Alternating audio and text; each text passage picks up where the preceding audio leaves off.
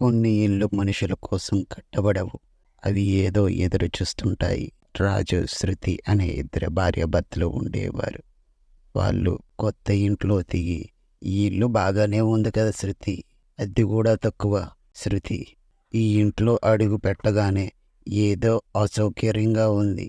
ఇల్లు మొత్తం 2 గదులు, కానీ వెనక భాగంలో మూసేసిన 3వ గది. రాజు, ఈ తలుపు ఎందుకు మూసేసి ఉంది? బ్రోకర్ తడబడుతూ, అది స్టోర్ రూమ్ సార్, వాడొద్దు, అలానే ఉండనివ్వండి. సడన్గా ఒక శబ్దం. ఆ రాత్రి 3వ గది తలుపు నెమ్మదిగా కదిలింది. రాత్రి 12:15కి పిల్ల ఏడుపు శబ్దం. శృతి నిద్రలోంచి లేచి, రాజు, పిల్ల ఏడుపు వినిపించిందా? అక్కడ 3వ గదిలో నుంచి తలుపు ఎవరో కొడుతుంటే శబ్దం వస్తుంది. శృతి అద్దంలో చూసింది. తన వెనక ఒక చిన్న నీడ.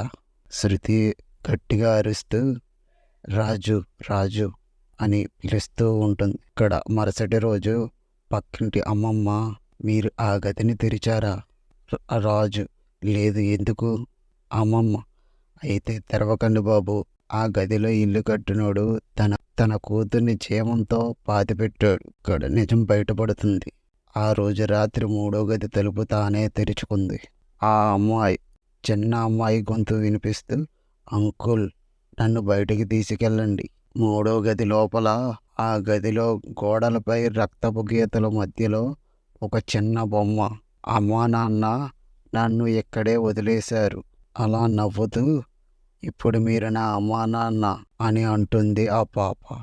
అలా ఒక్కసారిగా తన భార్య శృతి మాయమవుతుంది. ఉదయం శృతి కనిపించలేదు, కానీ 3వ గది మూసేసి ఉంది. ఇంట్లో నివసించే జంటల్లో ఒకరు మాయం. ఈ ఇల్లు ఎప్పుడు ఇద్దరిని అనుమతిస్తుంది.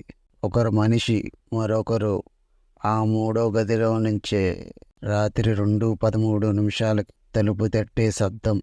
అంకుల్, వీరు నా నాన్న అవుతారా అని గట్టిగా శబ్దం వస్తుంది.